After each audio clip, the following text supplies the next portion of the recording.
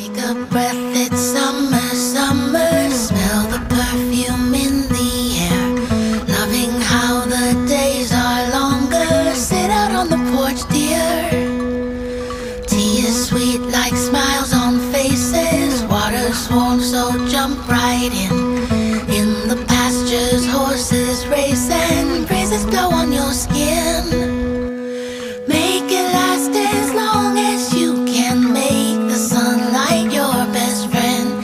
Sleep with windows open and then begin again. I got a few pieces of it, guys. Konti lang kasi yung iba hilaw pa.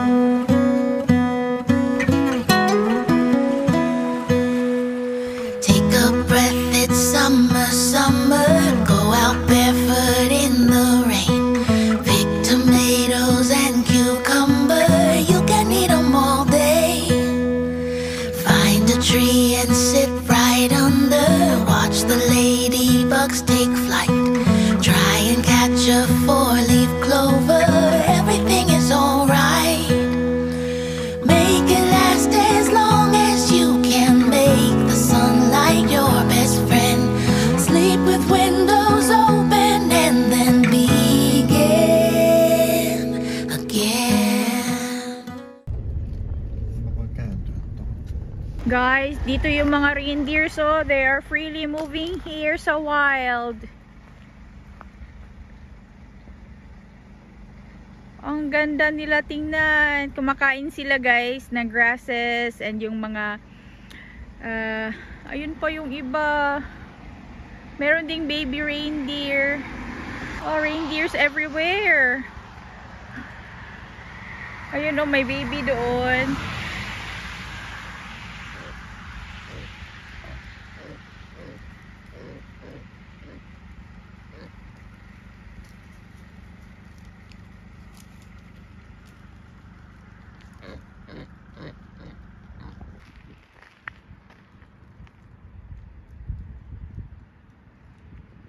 Shit, nakaapak ako ng tae ng reindeer. Nakaapak ako ng tae ng reindeer, guys. Andun na sila, pumunta na sila sa loob ng forest. Nag-stop talaga kami dito, guys, kasi dito sa loob ng forest may mga reindeers dito. Sobrang dami nila and they are really freely moving here dito sa Lapland.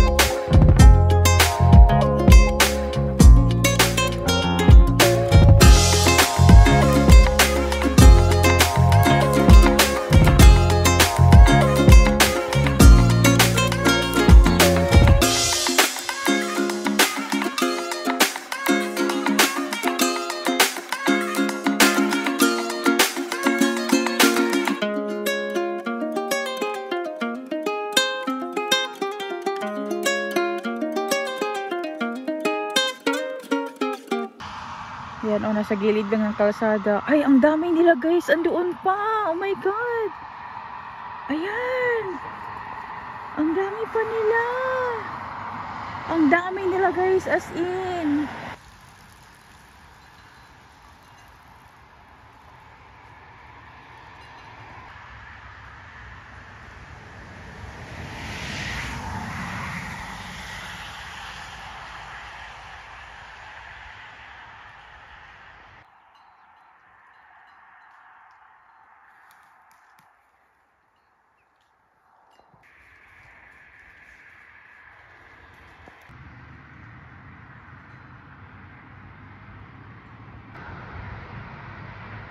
Ang mga reindeer dito sa Finland guys, parang kanding. Sobrang dami.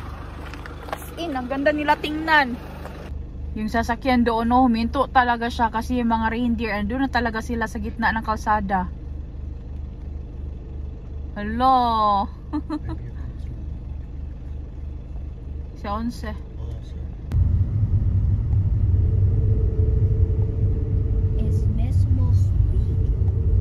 Ang daming reindeer guys, nasa gilid lang. Ayun pa.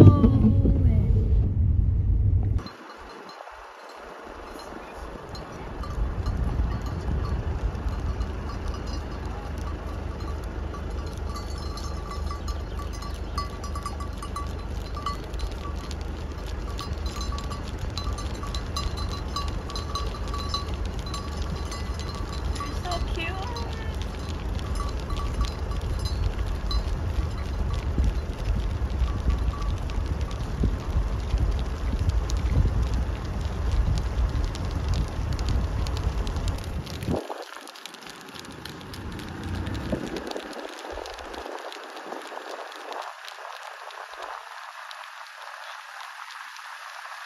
Lahat ng mga tourist na dumadaan dito guys, nagbibigay talaga sila ng smile yung mga reindeers na nasa road. Sobrang ganda.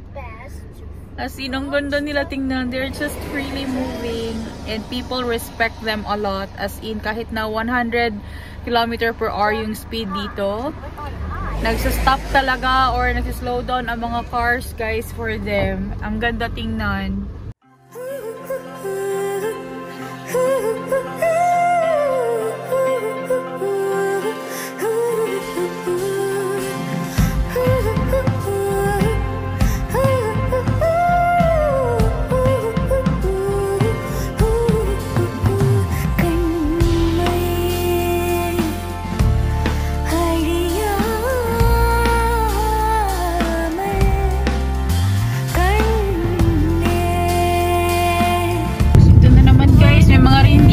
They're driving towards us or tumatakbo papunta dito sa amin.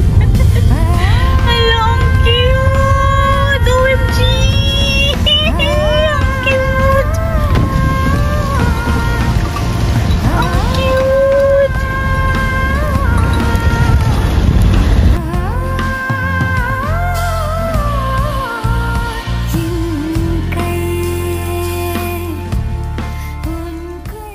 So we are walking here guys alongside the road.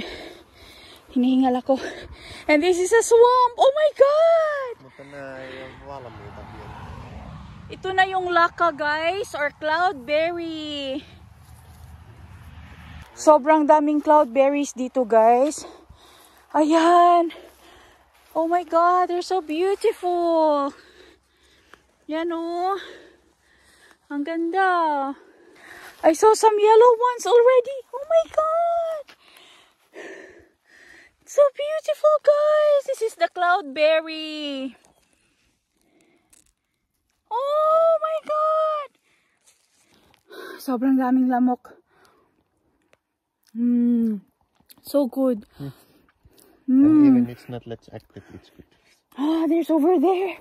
There's so many of them. Ganito itsura ng swamp, guys. O, puro moss siya. Yeah, but there they are. It's over here. There's so many of them. Pag nalubog tayo nito, basa ang aking sapatos nito, guys. But yeah, there were a few of them here. Daddy, look. Oh, it's so beautiful.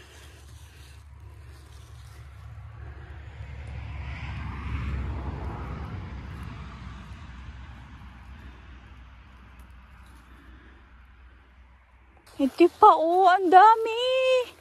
I'm gonna take a few and put in my small bag. Guys, namulot na ako yung mga hinog lang na nakita ko. Pero ang dami dito. As in, sobrang dami. Buti na lang dito na side, hindi pa ako lumulubog. Oh my God, ang daming lamok. Daming lamok, guys. Ayun oh, sobrang dami. Oh my God, ayun oh. Kasi pag hindi pa hinog, guys, reddish yung color niya. Kapag hinog na, is yellow. Ayun oh, may hinog. Ayun. Yeah, this is it. Yan oh. Sa isang plant, isang berry lang meron.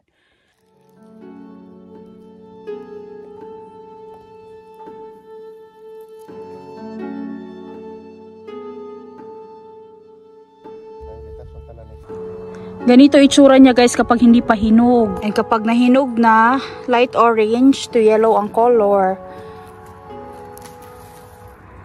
So ito guys, papatikim natin kay Nico. So ito yung cloudberry guys. Oh, para talaga siyang ulap. And it's so fluffy when you eat it. No? How does it taste? Actually, this is not very like a strong taste, but it's a little bit like different, but it should be very healthy. Pa guys, papatikim natin kay Anika. Anika, take it. It's a cloudberry. Taste it. Looks like a fruit. Yeah, it's a cloudberry. Ito sensuhon, it's a cloudberry. Taste it. Yummy. Is it yummy? Is it sour? Sweet. It's sweet. I got a few pieces of it guys. Konti lang kasi yung iba hilaw pa. Actually, kumuha din ako ng hindi pa talaga sobrang hinugo. Yung parang medyo dark orange pa yung color niya. Ito yung cloudberry. And this is so nutritious guys. Sobrang daming nutrients nito. And ito siya, hindi ito tinatanim. Tumutubo ito sa marshland, lalong-lalo na dito sa Lapland area. Sobrang dami nito. Kapag may nakita kang marshland or yung mga area na mayroong maraming moss and may maraming tubig sa ilalim, dun sila tumutubo. Bland naman yung lasa niya, hindi din siya ganun kaasim, hindi din siya ganun kamatamis, pero this is very nutritious. Napaka-rich nito ng vitamin D. So, titikman ko yung hinog na guys. No. Parang wala lang. Hindi talaga siya maasim, but masarap siya guys. Ito naman is yung hilaw-hilaw pa guys, yung medyo dark na talaga pa na orange. Parang siyang fruit na na-overripe. Parang ganun yung lasa niya. Isa pa nga. Lamig guys, para talaga siyang cloud pag nasa bibig mo, sobrang lambot. And sobrang lambot niya guys, ayan oh, mamamash lang siya. Kaya yung nakita ko dun sa may tori, parang mashed siya guys, kasi sobrang malambot siya yan oh. Mushy.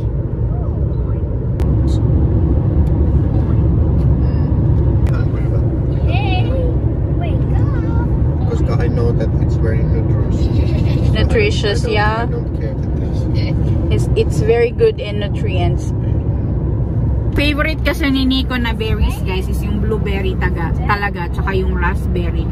Pero ito, this is so good as well. Pero hindi siya ganun ka flavorful compare sa blueberries. Sarap.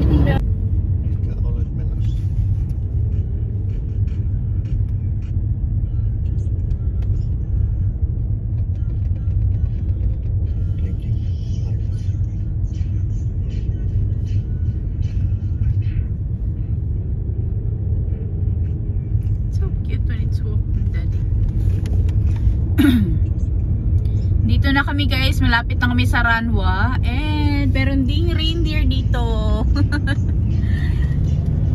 Hello Ray everyone! So we are back in the campsite and life vest kasi magbabangka kami.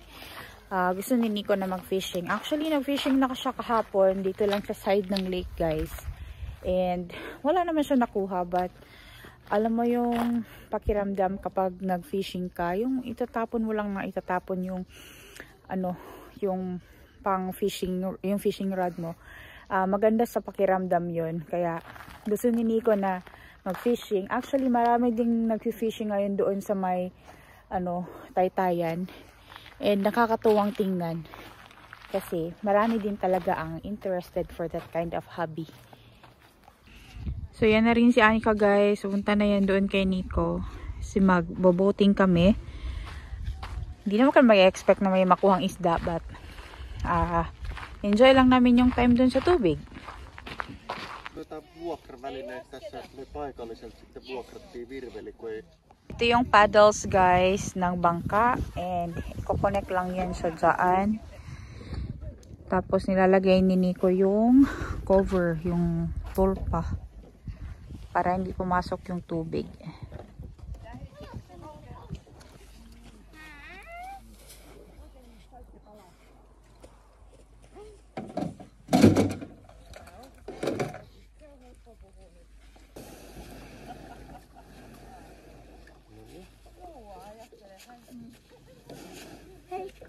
Hey pa.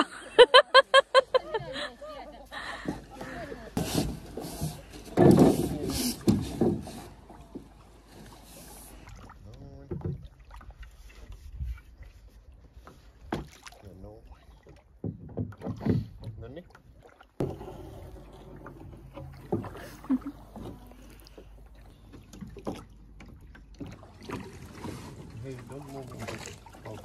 Puno pa niya. Dito ko na. Sa gitna na kami ng lake, guys. Ayoko pa naman yung feeling na ganito, yung parang inuugay-ugay ako.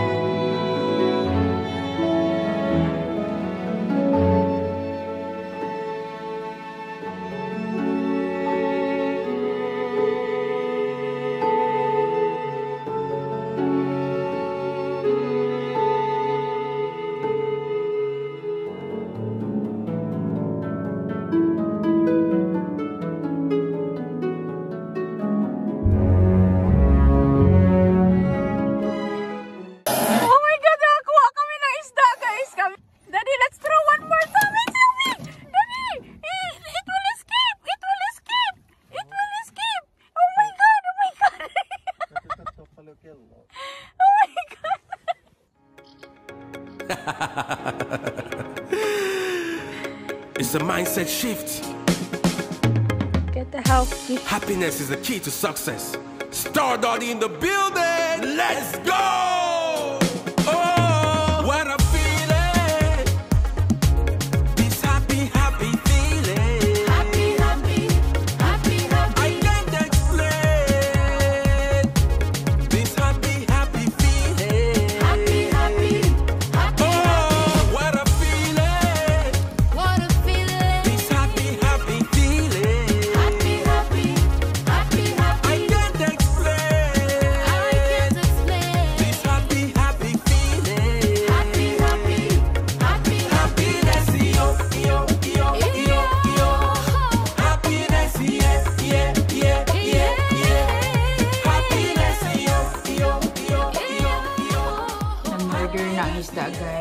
lahat nito is hindi kinakain. Ayaw ni Nico, pero yung laman lang.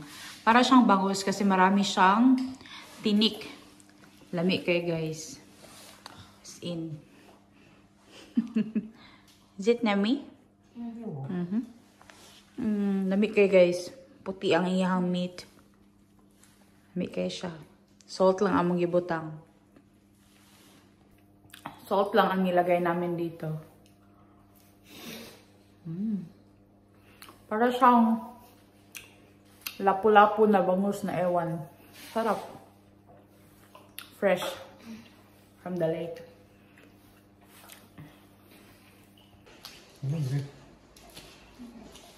Ubus na ni Nico guys. Ulo na lang ang natira. I think you will like Philippines. We have a lot of fish, Daddy. Ehkä ostan kalastusluvan. Fishing license. Fishing license in Philippines. Mag-aalas 11 na ng gabi dito guys. Pero si Nico is nag-fishing pa rin. Tutuwa naman siya dyan. Tapon lang siya ng tapon ng pain ng isda niya.